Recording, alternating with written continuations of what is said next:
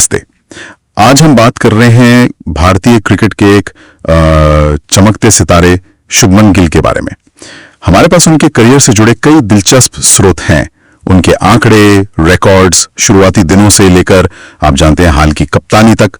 आज का मकसद है ये समझना कि ये खिलाड़ी मतलब पंजाब के एक छोटे से गांव से निकलकर इतनी तेजी से भारतीय क्रिकेट के शिखर तक कैसे पहुंचा, क्या सफर रहा है। तो चलिए देखते हैं। गिल का जन्म 8 सितंबर 1999 को फजीलका में हुआ था और सुना है उनके पिता वो खुद क्रिकेटर बनना चाहते थे। उन्होंने ही गिल की प्रतिभा को जल्दी पहचान लिया। हाँ बिल्कुल, और इसीलिए बेहतर सुविधाओं के लिए पूरा परिवार मोहाली शिफ्ट हो गया। सही, लेकिन दुनिया की नजर में तो वो आए 2018 के अंडर 19 वर्ल्ड कप से, है ना? बिल्कुल बिल्कुल, वो टर्निंग पॉइंट था एक तरह से। उप कप्तान थे टीम के और प्लेयर ऑफ द टूर्नामेंट भी बने। और सिर्फ रन ही नहीं, मतलब 372 रन्स बनाए 124 की जबरदस्त औसत से, पर उससे भी ज्यादा जरूरी था उनका टेम्परामेंट। हाँ, वो पाकिस्तान के खिलाफ सेमीफाइनल वाला शतक, वही वो नाबाद 102 रन, उसने सबका ध्यान खींचा। बड़े दिग्गजों ने जैसे राहुल द्रविड़ और सचिन तेंदुलकर, उन्होंने भी तारीफ की। वो सिर्फ टैलेंट नहीं था, वो प्रेशर झेलने की काबिलियत थी। अच्छा, और क्या ये अंडर 19 वाली फॉर्म वो घरेलू क्रिकेट में भी जारी रही, मतलब रणजी वगैरह में? हाँ बिल्कुल, ये ट्रांजिशन बहुत स्मूथ था उनके लिए। पंजाब के लिए रणजी ट्रॉफी डेब्यू किया तो पहले मैच में अर्धशतक, फिर अगले ही मैच में शतक, और फिर 2018 में तमिलनाडु के खिलाफ वो 268 रन की पारी, वो डबल सेंचुरी। बाप रे, 268। हाँ, उसने जैसे साबित कर दिया कि ये खिलाड़ी सिर्फ स्ट्रोक्स खेलने वाला नहीं है, लंबी पारियां खेल सकता है, मतलब भूख है रनों की। सही कहा। और फिर आया आईपीएल का मंच। आजकल तो वहीं से सितारे निकलते हैं। केकेआर से शुरुआत हुई थी शायद। हाँ, 2018 में कोलकाता नाइट राइडर्स के साथ जुड़े, 2019 में इमर्जिंग प्लेयर का अवार्ड भी जीता। लेकिन मेरे ख्याल से जो बड़ा मोड़ आया वो था 2022 में गुजरात टाइटंस के साथ जुड़ना। नई टीम थी। हाँ, और पहले ही साल चैंपियन बना दिया। बिल्कुल, उसमें गिल का बड़ा हाथ था और 2023 में तो कमाल ही कर दिया। 890 रन, ऑरेंज कैप, और अब तो वो गुजरात टाइटंस के कप्तान भी हैं। आईपीएल ने उन्हें हाई प्रेशर सिचुएशन का आदी बना दिया। सही।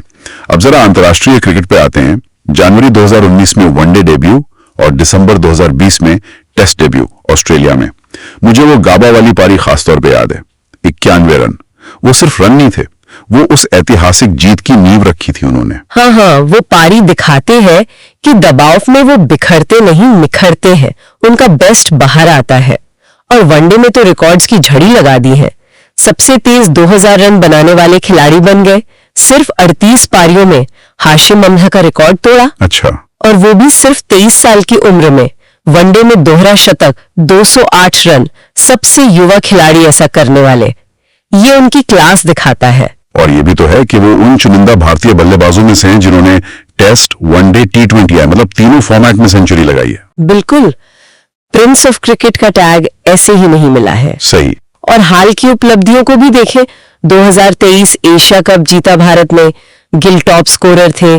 फिर 2025 चैंपियंस ट्रॉफी जीती, उसमें वो उप कप्तान थे। हाँ, तो मतलब अब वो टीम के एक सीनियर जिम्मेदार खिलाड़ी बन चुके हैं निश्चित तौर पर। और इसी कड़ी में अगला और शायद सबसे बड़ा कदम टेस्ट कप्तानी। विराट कोहली और रोहित शर्मा के रिटायरमेंट के बाद ये तो बहुत बड़ी जिम्मेदारी है। बहुत बड़ी। मई 2025 में उन्हें कप्तान बनाया गया और शुरुआत तो मतलब जबरदस्त की है। हाँ, इंग्लैंड के खिलाफ पहले ही टेस्ट, हेडिंग्ले में, और शतक, 127 रन। हाँ, हालांकि टीम वो मैच हार गई थी, पर कप्तान के तौर पर डेब्यू में शतक लगाना बड़ी बात है। और अभी कल ही एजबेस्टन में दूसरे टेस्ट के पहले दिन फिर नाबाद शतक, 114 नॉट आउट। ये क्या हो रहा है? कमाल है। कप्तान के तौर पर अपने पहले 2 टेस्ट मैचों में शतक लगाने वाले वो विजय हजारे, सुनील गावस्कर और विराट कोहली के बाद सिर्फ चौथे भारतीय कप्तान बने हैं। वाह। ये कहानी है लगातार सीखने की, दबाव में बेहतर प्रदर्शन करने की और रिकॉर्ड तोड़ने की। अंडर 19 स्टार से लेकर भारत के टेस्ट कप्तान तक का ये सफर वाकई शानदार है। हाँ, ये सफर बहुत प्रेरणा देता है। लेकिन अब जैसा कहते हैं ना, असली इम्तिहान अब शुरू होता है। सवाल ये है कि क्या ये राजकुमार टेस्ट कप्तानी की इस मुश्किल राह पर चलते हुए अपनी ये जबरदस्त व्यक्तिगत फॉर्म और टीम की जीत, इन दोनों के बीच संतुलन बनाए रख पाएगा? आगे यही देखना सबसे दिलचस्प